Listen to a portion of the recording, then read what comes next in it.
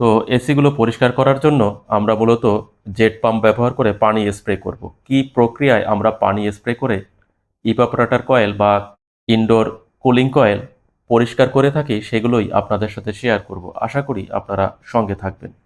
তো এই যে একটি এসির ইনডোর দেখছেন, যার ফিল্টার আমি খুলে নিয়েছি এবং কতটা ময়লা জমেছে ইভাপোরেটর কয়েলের ভিতরে আপনারা দেখতে পাচ্ছেন।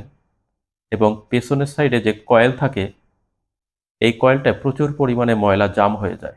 এই যে, এবং এখান থেকে একটি ওয়াটার ট্রে রয়েছে পেছন সাইডে। এই ওয়াটার ট্রে যদি জাম হয়ে যায় ময়লার কারণে, তাহলে এসির ভিতর থেকে, ইনডোরের ভিতর থেকে পানি লিকেজ হয় বা ওভারফ্লো হয়। তখন এসির ভিতর থেকে পানি পড়তে থাকে। এ কারণে বছরে অন্তত একবার, কমপক্ষে একবার জেট সার্ভিস বা মাস্টার সার্ভিস করতে হয়, ইনডোর এবং আউটডোর। তো আমরা শুধুমাত্র ইনডোর কিভাবে পরিষ্কার করা হয় এটাই আপনাদের সাথে শেয়ার করছি। দেখেন কতটা ময়লা রয়েছে ইনডোরের ভিতরে, ময়লা একেবারে স্তূপ হয়ে জাম হয়ে রয়েছে। তো আমরা এগুলো পরিষ্কার করব। পরিষ্কার করার আগে এই যে কস্টিক সোডা দেখছেন, এটা কিছু পরিমাণ পানিতে মিশিয়ে আমরা একটি দ্রবণ তৈরি করব এবং ইনডোরের ভিতরে স্প্রে করব। এতে করে ওই যে ধুলা, ময়লা এবং কাঁচরা রয়েছে সেগুলো বের হয়ে যাবে, নরম হয়ে যাবে। এরপরে আমরা যখন জেট পাম্প ব্যবহার করে পানি স্প্রে করব, এই ময়লাগুলো সহজেই বের হয়ে যাবে। তো শুধুমাত্র পানি স্প্রে করলে এই ময়লাগুলো বের হতে অনেক সময় নেয় বা অনেক সময় বের হয় না, সম্পূর্ণ ক্লিয়ার করা যায় না। তো সম্পূর্ণ পরিষ্কার করার জন্যই মূলত আমরা চেষ্টা করছি।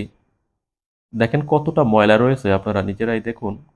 জাম হয়ে গেছে, একেবারে জাম হয়ে গেছে। তো এই অবস্থায় যদি এসি চালানো হয়, এসি চলবে কিন্তু কাঙ্ক্ষিত পরিমাণ ঠান্ডা হবে না।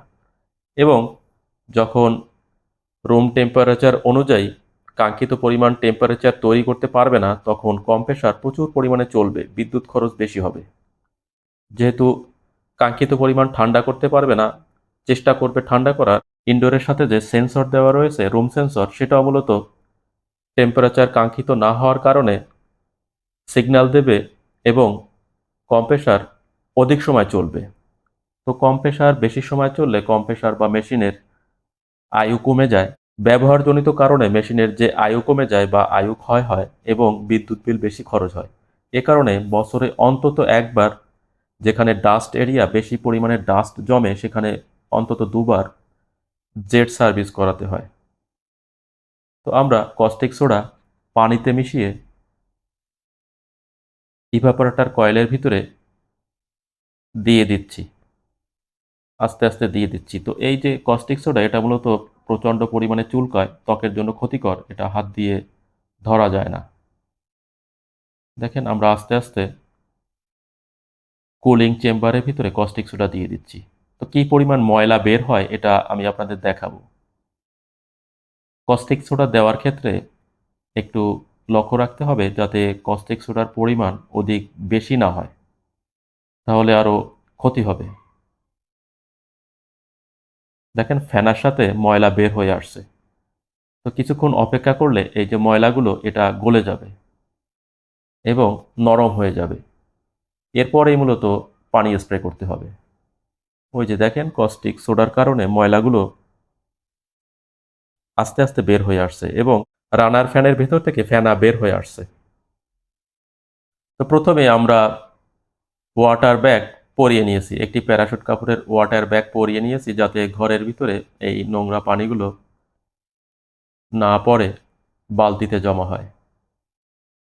এবং সার্কিট কভার করে নিয়েছি, প্রথমে পলিথিন ব্যবহার করেছি এবং একটি কাপড় দিয়ে ঢেকে রেখেছি, কোনোভাবেই যেন সার্কিটে পানি না ঢুকে, তাহলে সার্কিট শর্ট হয়ে যাবে এবং চালু করা মাত্র সার্কিট পুড়ে যাবে।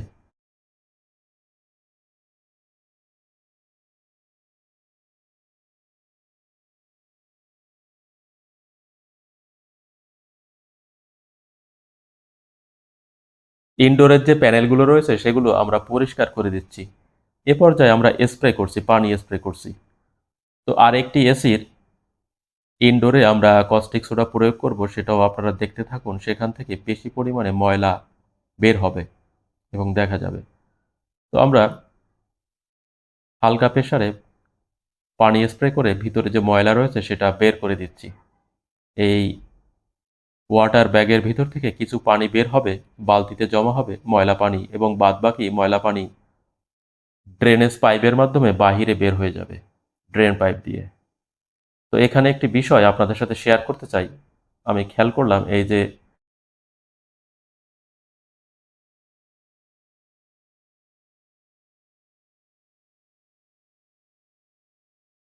কট খোলা রয়েছে, এরপরেও ডিসপ্লে আলো জ্বলছে, ডিসপ্লের ভিতরে আলো জ্বলছে, ওই যে দেখা যাচ্ছে পাওয়ার কট খোলা রয়েছে, এরপরেও আলো জ্বলছে। তো কারণ হলো ওই যে মোটর ঘুরছে, আমরা রানার ফ্যান বা ব্লোয়ার ফ্যানে যে পানি স্প্রে করছি এতে করে ফ্যান ঘুরছে, ফলে ওই যে মোটর ঘুরছে, মোটর থেকে মূলত ডিসপ্লে চার্জ হচ্ছে, বিদ্যুৎ প্রবাহিত হচ্ছে ডিসপ্লের ভিতরে। এ কারণে মূলত ডিসপ্লে আলোকিত হচ্ছে। এটা মূলত ডায়নামোর মতো কাজ করে, যখন মোটর ঘুরে তখন কিছুটা চার্জ হয়, এই চার্জের কারণে মূলত ডিসপ্লে জ্বলে উঠল।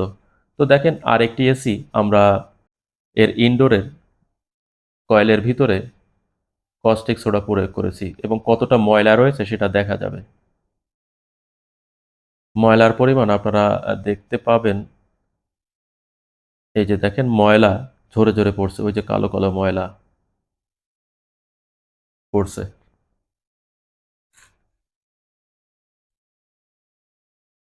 এবং ময়লাগুলো দেখা যাবে, দেখেন কতটা ময়লা হয়েছে। এই ডাস্ট পরিষ্কার করার জন্য মূলত আমরা কস্টিক সোডা প্রয়োগ করেছি।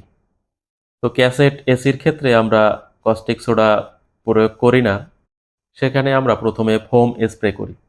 কারণ ক্যাসেট এসির নিচের থেকে পানি স্প্রে করতে হয়, যদি আমরা কস্টিক সোডা প্রয়োগ করি সেটা মূলত আমাদের গায়ে পড়বে, নিজেদের গায়ে পড়বে, এ কারণে আমরা সেখানে ফোম স্প্রে করি।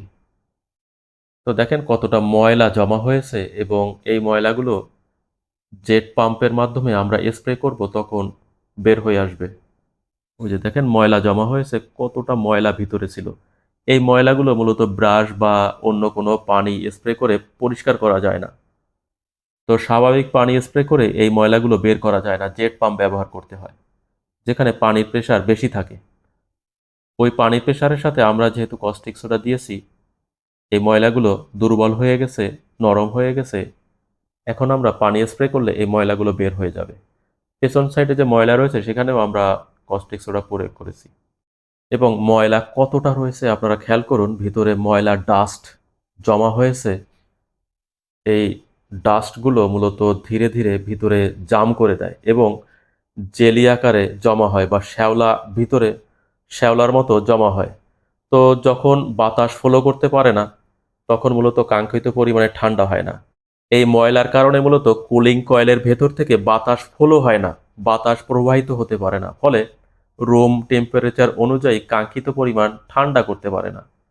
তো এ কারণে মূলত এই জেট পাম্প ব্যবহার করে ইনডোর এবং আউটডোর পরিষ্কার করতে হয়। তো আউটডোর কিভাবে পরিষ্কার করতে হয় এটা আমি বেশ কিছু ভিডিওতে আপনাদের সাথে শেয়ার করেছি। তো আজ আর আউটডোর পরিষ্কার করা আপনাদের দেখাচ্ছি না। দেখেন কতটা ময়লা ছিল, এখন খেয়াল করেন কোনো প্রকার ময়লা থাকবে না।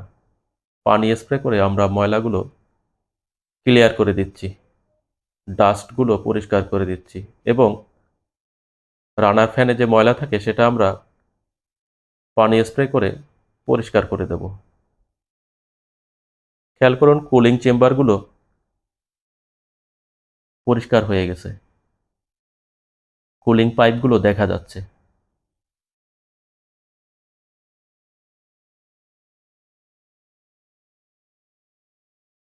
তো এই ছিল মূলত আমাদের ভিডিও।